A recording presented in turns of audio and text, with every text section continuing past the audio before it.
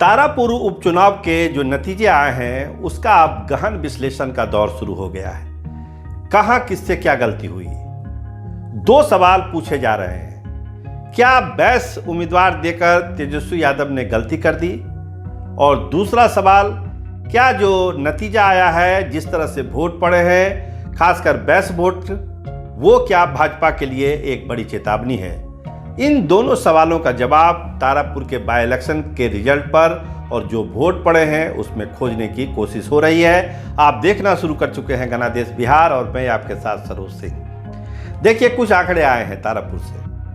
आपको हम बताएं कि जो असरगंज प्रखंड अरुण शाह का जो पैतृक निवास है, जहां पे वहां पर जो मतदान हुआ, अब बाकी प्रखंडों में जैसे तारापुर, टेटिया बंबर, खड़गपुर और संग्रामपुर, तो असरगंज प्रखंड में जो है लीड हुई है अरुण शाह की। वहाँ 3500 मतों से वो आगे रहे उस पूरे प्रखंड में। बाकी जो 4 प्रखंड थे उसमें जनता दल यूनाइटेड के उम्मीदवार आगे रहे। जो 3500 मतों की जो बढ़त है, वोट की जो बढ़त है, क्या वो पर्याप्त है? इस पर अब सवाल उठने लगा है कि अगर बैस प्रत्याशी वहाँ पर है, बैसियों की अच्छी खासी तादाद थी, वोट भी वहाँ पर तो था, तो क्या 3500 वोट का जो लीड है वही ठीक था, या लीड को आगे जाना चाहिए था?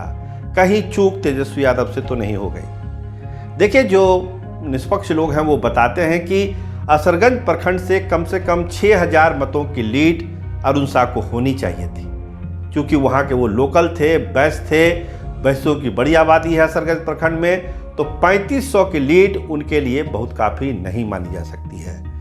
तो अगर बैस बहुल इलाके में भी अगर लीड कम हो गई, तो दूसरे जो इलाके, जो प्रखंड का मैंने नाम लिया, तारापुर, टेटिया बंबर, खड़गपुर, संग्रामपुर, वहाँ से बहुत ज़्यादा बढ़त की उम्मीद अरुण शाह को नहीं थी, जिसका नतीजा हुआ कि वो चुनाव हार गए। तो क्या बैस को देकर एक गलती हो गई तेजस्वी यादव से, या उनको कुशवाहा पर अपना दाव लगाना चाहिए था? तो जब आंकड़े अब आने शुरू हुए हैं तो इस पर एक विश्लेषण शुरू हो गया है कि तेजस्वी यादव ने गलती की या ये आधी गलती थी। अगर आप बैसियों के ही नज़रिए से आगे बात को बढ़ा रहे हैं अगर हम लोग, तो कहीं ना कहीं इस पर भाजपा के लिए ये एक बहुत बड़ी चेतावनी है, क्योंकि आप असरगंज का हम आपको बता चुके हैं। इसके अलावा देखिए, असरगंज के कुछ खास बूथ जहां पर बैसियों की बड़ी आबादी है, जैसे बूथ संख्या 50, तो 50 में राजद को मिला है 458 वोट और जदयू को मिले हैं केवल 44 वोट। बूथ नंबर 51, वहाँ पे अरुण शाह को मिला है 344 वोट और जदयू को 76 वोट।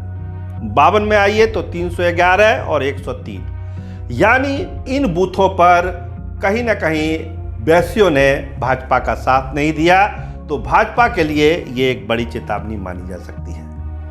अब आप चलिए कुशवाहा वाले बात पर कि अगर कुशवाहा का अगर कैंडिडेट तेजस्वी यादव देते तब माहौल क्या होता। कुशवाहा की बड़ी आबादी, वहाँ पर 30,000 से ज़्यादा कुशवाहा है तारापुर में, तो स्वाभाविक है एक बहुत बड़ा वोट बैंक वहाँ पर था कुशवाहा का। तो कुशवाहा वोट में वहाँ डिवीज़न हुआ, लेकिन बहुत ही कम, नामात्र का। वो डिवीज़न आप 3000-4000 के आसपास मान सकते हैं। वो भी वहाँ हुआ जहाँ पर जिसको उम्मीद नहीं थी। तो वो इलाका कौन सा है? वो इलाका आप मानिए लखनपुर, मानिकपुर, कमरेमरगामा, जहाँ से मेवालाल चौधरी, जहाँ पर उनका घर है, उनके भाई रहते हैं, तो वहाँ पर ये विभाजन हुआ। वहाँ पे बताया जाता है कि 11 बूथ है, जिसमें जो है 6 पे जनता दल यूनाइटेड और 5 पर जो है राजद ने बढ़त बनाई। इसका मतलब कि कहीं ना कहीं से कुशवाहा वोटों में भी सेंधमारी हुई, क्योंकि उनके जो परिजन थे वो नाराज थे कुशवाहा वोट, इस वजह से वहाँ पर बंटवारा हुआ है। लेकिन जो दो अहम सवाल कि क्या तेजस्वी यादव ने बैस को देकर गलती कर दी, और दूसरा सवाल कि भाजपा के लिए ये क्या चेतावनी है, तो दोनों का जवाब जो है आप हाँ में दे सकते हैं कि बैस का प्रयोग सही था, लेकिन जितनी उम्मीद थी बैसियों के वोट को आगे आने की, वो वोट नहीं मिला। इसके अलावा कैंडिडेट के लेवल पर जो गड़बड़ी हुई उसकी हम चर्चा कर चुके हैं कि जो अरुण शाह थे वो बहुत सारे इलाकों में नहीं गए। एक परसेप्शन था उनके पास कि जो अपर कास्ट वोट है वो हमको मिलेगा नहीं, इसलिए उधर जाने से हमको कोई फ़ायदा होगा नहीं। इस वजह से उधर उन्होंने जदयू के जो उम्मीदवार थे राजीव सिंह कुशवाहा, उनको करीब करीब उन्होंने वॉक ओवर दे दिया। तो ये सब जो गलतियां हुई, अब जैसे जैसे आंकड़े आए हैं हम उनको हर एंगल से विश्लेषण करेंगे। लेकिन फिलहाल स्थिति ये है, जो असरगंज का हमने आपको डेटा दिया है उससे लगता यही है कि बैस वोट जरूर पड़े हैं आरजेडी में, लेकिन उतनी संख्या में नहीं पड़े जितना कि अरुण साह को पटना भेजा जा सकता था। 3500 मतों की बढ़त है। बताते हैं कि अगर ये बढ़त 6000 साढ़े 6000 की हो जाती तो निश्चित तौर पर फिर राजीव सिंह कुशवाहा को बहुत ही कड़े मुकाबले में आना पड़ता और बहुत ही कम मार्जिन से फिर हार और जीत होती। तो ये स्थिति तारापुर बाई इलेक्शन के विश्लेषण की है। हम लगातार ये विश्लेषण जारी रखेंगे।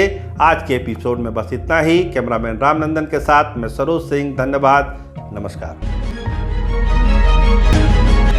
बिहार की सत्ता सियासत की पल पल की खबर और तमाम ताजा खबरें बिहार की देखिए घना देश बिहार में। हमारे चैनल को सब्सक्राइब करिए, लाइक करिए, फॉलो करिए।